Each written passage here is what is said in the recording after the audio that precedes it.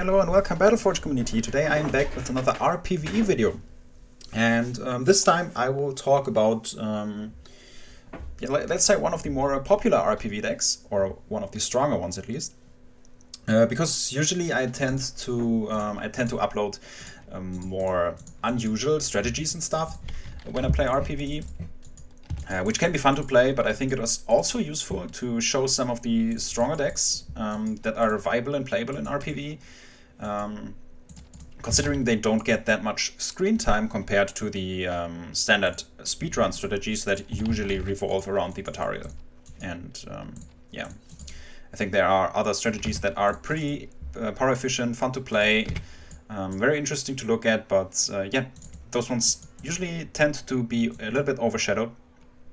So, Abomination deck may be something that is good to start with in the first place, simply because it is a very powerful deck and easy to play. And I think you will see why when we just head into the replay here and head into the game here and pull it off. This is the current map of the month, difficulty 9. So, yeah, just nothing special. Easy bandits map, standard gameplay. But also a little bit more relaxed for me to explain the stuff, the deck-related stuff, while I'm playing. As you can see, Abomination decks very nice because they work quite efficiently even without Ammo Monument. Oh, let's just let that one alive. Okay, this tower is in range. It will probably attack me soon. Let me check. How do I approach this one? Probably 2 mines, 2 eruptions into the birds, and then get onto the spawner. I hope they go down by those 2 eruptions.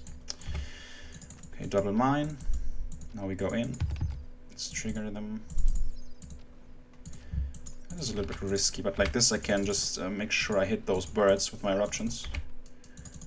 Everything died. That was clean, but I really need to make sure this one goes down before they respawn, because I had this small delay in here.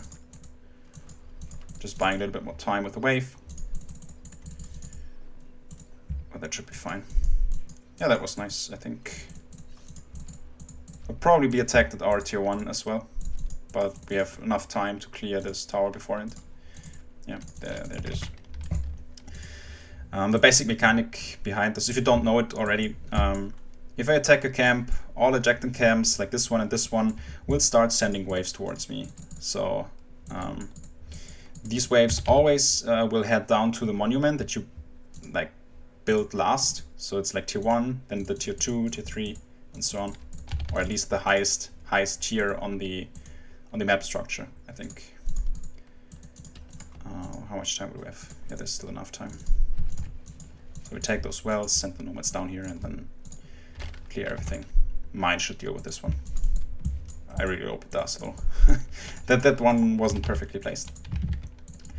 But yeah, Abomination, very strong strategy, very powerful tier 4, revolves around this unit being super beefy, super tanky, with nice bonus damage against XL units.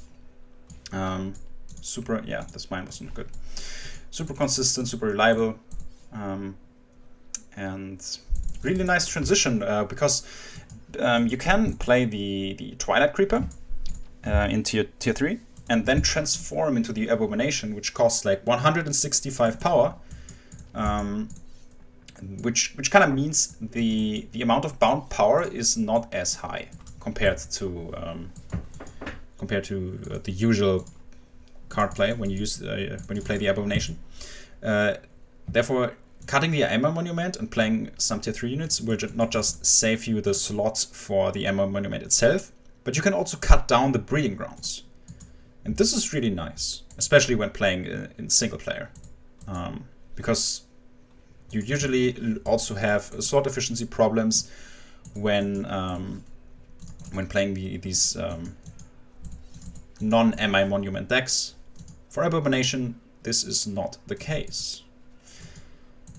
But yeah, let's just do a little bit of extra clearing here. I think I do not need those nomads anymore. And we play probably Maniac Creeper and then Shrine of War. This is a very central card. You can cut the Ami Monument in this one. You definitely cannot cut the Shrine of War. Shrine of War is super essential for this deck to work in the first place. Maybe I should have played it first, actually, because it is important to get the first activation as early as possible. But I think it's fine for now. These units will help me to deflect the waves for now.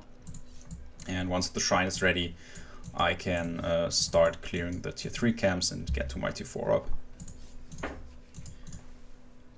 The Twilight Creeper and the Mutating Maniac do have quite a nice synergy because the damage debuff can work well with the Poison Cloud of the Mutating Maniac. So the first Shrine of War is up already, and we will put up the second right afterwards. It's okay to have a certain delay in here because there's like 30 seconds uptime, 60 seconds cooldown. So if like I built the second one and it's ready when this one has like about 30 seconds cooldown, there should be no downtime. I think we'll have like maybe 5 to 10 seconds with this setup here, but that's not that much of a problem.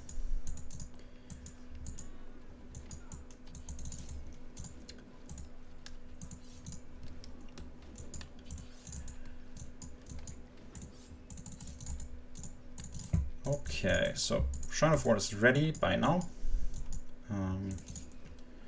We will just clear the remaining units. Okay, that should be enough. Dwarf should be able to do the rest. And now we can activate the shrine. Maybe we get the void return for this one as well. Let's see. Maybe. Maybe not. Now we just stack the AoE. Also heal up the stuff. The units shouldn't die, of course. And remove the spawner. You can see, super effective. Clears everything. With my void return, I immediately get the refund. We want to move to the next game. This one is not very important for me. I'll just play an early Inferno so I get a little bit of void refund before the shrine runs out, because I have downtime now. But this one is ready by now. Okay, perfect. And by this, we all already reached tier 4. Let me just check with the mine. There's no extra enemies around. It's just the remaining commandos, so this probably ended up freezing the wave from tier 4, which is nice. Didn't even this wasn't even intentional, to be honest. Just a nice side effect. And now we can play our tier 4. This one's still frozen. And yeah, we can activate the shrine, because we'll probably head down here and clear this with the. And let's just use the thunderstorm. We'll make it a little bit quicker, so don't have to waste a lot of time. Get the void refund anyways. We do lose 10% of the power though, which is a little bit unfortunate, but it's okay. Monuments learn attack, that's not that big. Now we can start the transformations into the Abomination. It does not bind as much power as compared to when I play it just normally. Oops, that was not intentional. And we can also get second immediately afterwards. Now we have 2 Abominations, and now the fun can begin. Just putting up the shrine to the appropriate hotkeys. I think I will heal them up first, because I don't know how strong the next camp is. You probably, if you play a little bit more towards your power limit, you probably can engage already. But that's not that big of a deal for me right now. Just healing it up a little bit. And now we can just move upwards. Need to make sure shrine uptime is always there. Very important. But now we'll just play the Twilight Pestilence and let them tank essentially anything. Maybe you can just also play Revenge here, because 4 Wind Hunters deal a lot of damage. All of them do have excellent bonus damage, but you can see at a certain point it just doesn't matter to Abominations, because they are so tanky. It's just crazy. Those damage reductions do stack as well, so it's not like I waste stuff when I use the Twilight Pestilence. What is very important when playing the Abominations, you don't want to use too many, because you really want to have a lot of power available for spell support. The fire spell support is really amazing. So I don't want to get CC'd. Ah, damn. Too slow. Fire support is really amazing. You really want to make use of it as much as possible. So always keep your Shrine of War running, and always make sure that you do not bind too much power into units, because yeah, other decks are better at stacking units, like Lost Spirit Ship spam, for example. You can see I have like 500 power. I don't have to spend it. I think I will just walk around to clear out this camp first. Will make it a little bit easier for me, because I need to walk up afterwards. Anyways, never mind. I got those ones actually got aggroed. There's a boss camp in here, so I will use the Inferno as well as the Cluster Explosion for this one to get rid of the camp a little bit quicker.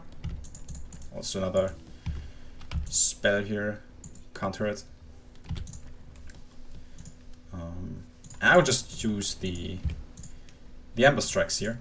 I'll just view them as like spell-based units here, rather than just real.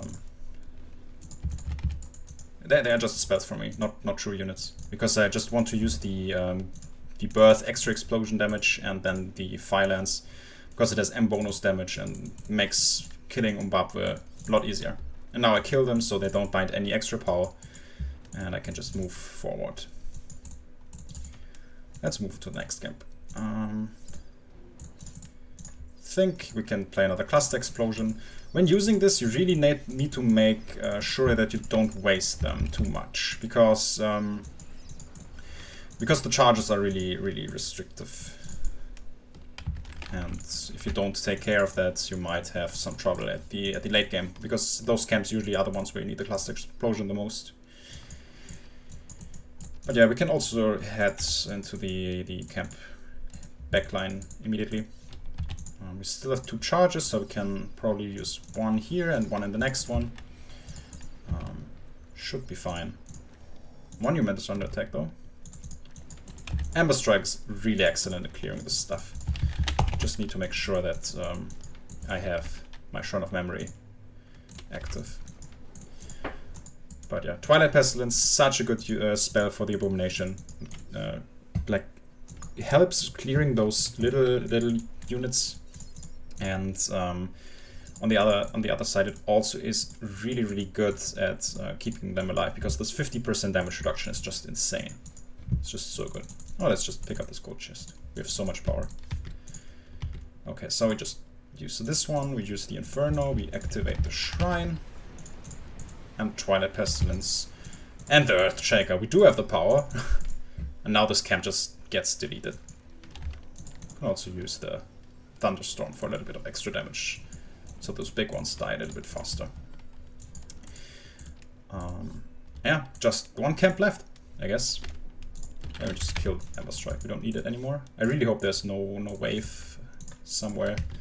I'll use an Earthshaker onto the Equestrian Twins here, because that knockbacks them, and I have a little bit of extra time to get the ability through. Another big upside of the Abomination is... Oh, I had no Shrine of War active. That was a mistake. But it's okay. Big upside of playing the Abominations is the Blessed Fury ability can CC bosses. So I really don't have to deal with Equestrian Twins attacking my units early so they lose DPS. But yeah, I did a mistake here. As long as it is as long as it up. Oh, I missed something. As long as this one is not on cooldown. Oh, here's the last wave. Do we have Inferno? No, we don't. It just doesn't offset if you play too early. But yeah, there we go. Pretty solid clear. How long did it take? Less than 15 minutes. It's such a nice and reliable strategy. Really fun to play. Also very good in multiplayers. not just a single player thing, and a strategy I would really recommend. And yeah, hope you enjoyed watching the video, and I thought I will just present more of the more common strategies and show you how to play them on a basic level, so you can also do some experimentation variation when playing rPvE. And yeah, that's about it. So yeah, goodbye, see you in the next video.